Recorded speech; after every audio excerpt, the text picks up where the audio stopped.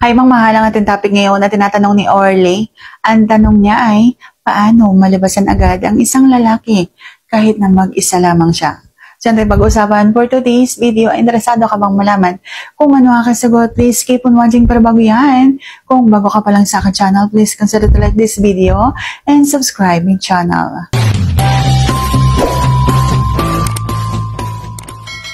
So, paano nga ba kapag mag-isa ka lang?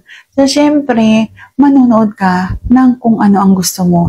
Gagawin mo kung ano yung gusto mo para maramdaman mo yung gusto mong maramdaman para mabilis lumabas ang iyong gata. Ganyan lamang po ang ginagawa ng isang lalaking mag-isa lamang. Yung nag-SS siya, nanonood siya. Syempre, bago siya maghimas-himas niyan, manonood muna. Dadamahin mo muna yung dapat mo maramdaman para hindi ka mangalay kapag halimbawang hinihimas mo na ang iyong D.